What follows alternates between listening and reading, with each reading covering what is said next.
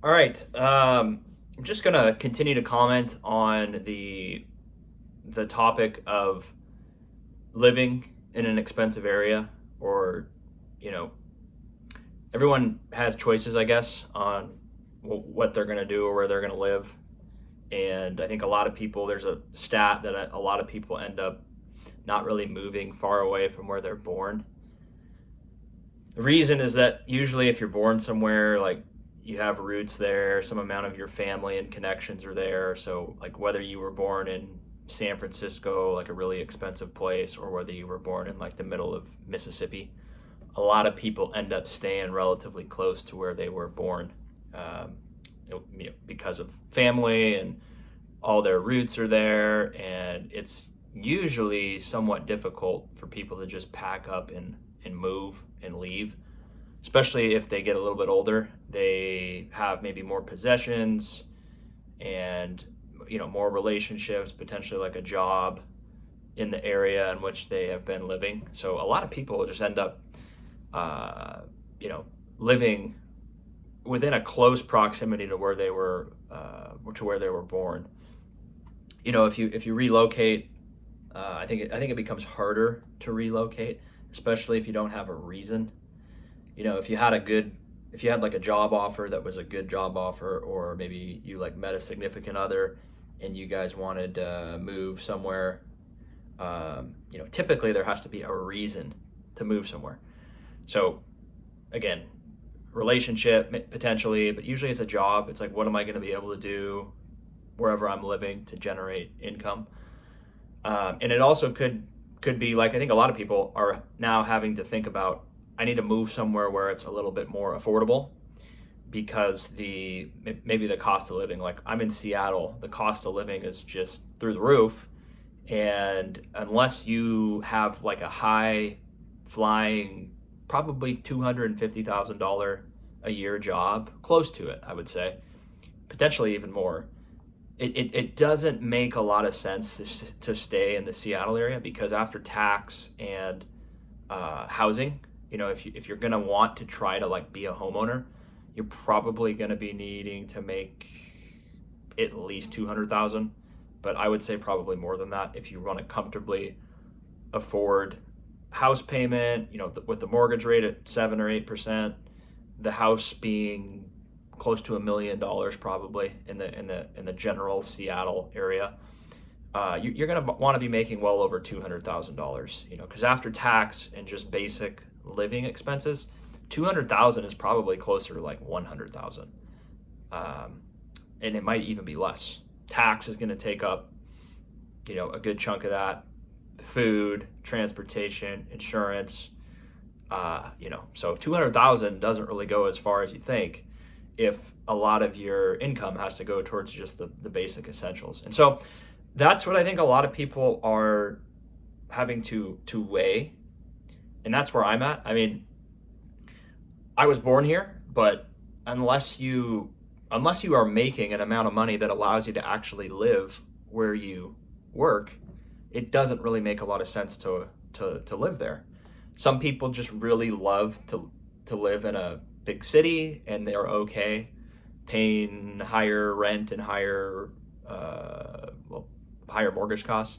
Although a lot of the people that don't make, like a lot of people that don't make a good amount of money, if they live in Seattle or San Francisco, Los Angeles, Miami, Boston, New York, even like Tampa,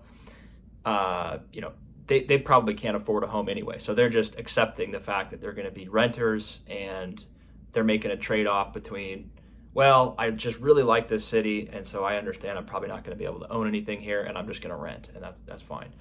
So that's the conclusion they come to. I don't really feel that way. I feel like if I'm going to live somewhere, I need to be paid fairly for whatever the cost of living is. Otherwise, it just long term doesn't make a lot of sense, right? Because you're just spinning your wheels. If so much of your income has to go towards just costs associated with existing in that city, you better really love that city, right? Otherwise, it's like, well, it just makes financial sense to relocate, and maybe you could even earn less money in a cheaper city, and then actually be able to afford to do some of the things, like buy a house, have some disposable income, put a little bit of money toward investing in retirement into your future. If you live in San Francisco, Seattle, any of those big cities I mentioned, so much of your money is just going towards existing today, like just paying your basic bills and making it to the next month. And so, again, if you make a bunch of money, right? If you're making $300,000, $400,000, anything above probably 250, you'll probably be okay. You can probably still afford to save money and probably buy a house. But if you're not, like if you're making 100,000, even like 150,000 in one of these cities, you really have to consider if it's worth it for you. I've said it in other videos, but to me, there's like two options. If you're not happy, well, there's maybe three options, and I've said this, but I like talking about it. So, you can just accept your reality and accept the fact that I'm just gonna make around the same amount of money and never own anything. That's one option. The second option is to relocate and to say, this is not gonna work. I can't make enough money in this city to justify, putting roots down here. So I'm gonna relocate. I'm gonna figure it out. It'll be a lot easier because the cost of living is so much less in these other cities. And so even if I don't have the best job or the highest income, I can do a lot better there making less money. And then the third option is just to figure out a way, like, hey, I'm in a big city. There's more opportunity in this big city than there would be in a small city. And so I'm going to try to figure out a way in which I can double or triple my income or make $250,000 or more dollars per year. And that's really, I think, what you need, like as a bare minimum, to really set yourself up to be like a homeowner and to be doing well in one of these big cities. If you don't make that much, you're just, like I said, you're just kind of spinning your wheels. So it would make sense to try to earn that much, or just to say, yeah, I'm gonna relocate and maybe I can make 100,000 in like Indianapolis, or some small city in Utah or Arizona, or maybe even somewhere in Texas, right? Because it's just so much more affordable. Your cost of living is going to go down drastically because you don't have the high rent prices and the high insurance prices and the property taxes and all the taxes that are associated with living in a bigger city. So that's where I'm at. I look at people that just have normal jobs that live in a big city, and I'm like, what are you doing here? You must have been born here. Otherwise, it doesn't make sense. Like people that work at gas stations or that work at a grocery store or that just do totally normal jobs, like a driver, or they drive around a box truck, or they're, just doing a job that is you're making $50,000, $60,000, $80,000 a year living in one of these big cities. After tax and after paying your rent, you're not going to have anything. And after eating, there's just nothing there. Right? You're not going to be able to save anything. And so you're really just working to live, or I'm sorry, you're living to work, whatever the saying is, right? But you're not really doing much for your future. You're just making enough money so that you can continue to, rent your apartment and not starve yourself. So to me, that doesn't make a lot of sense. It's like, I'd rather find out a way in which I can actually make an amount of money where I can choose to be a participant, like in potentially owning a house and making enough money to afford to comfortably live somewhere, or saying, you know what, this isn't working, long term, this is not working, and I got to get out of here. I got to go move to somewhere more affordable, and with a much less amount of money, I can actually, participate. I can put down a down payment on a modest house and then afford the monthly expense related to that and comfortably live off 80, 90, 100,000, whatever your income is.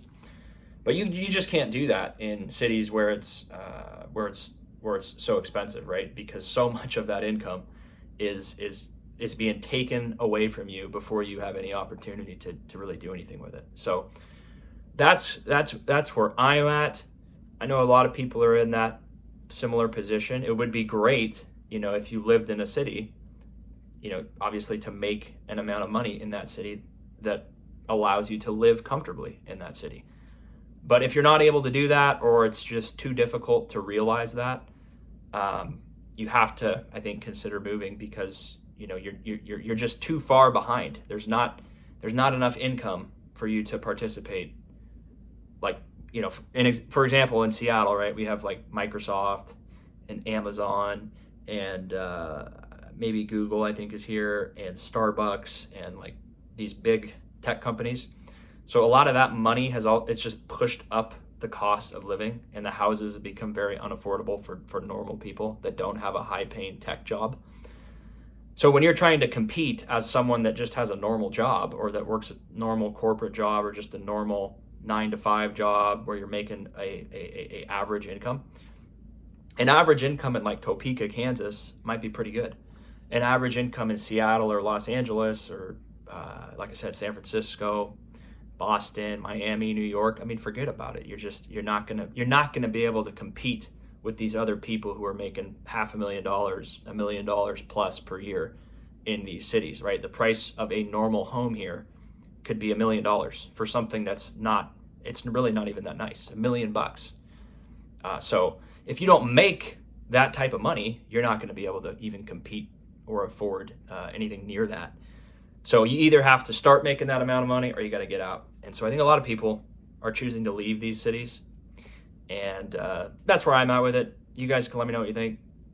Subscribe if you want. See you in the next one. Take care.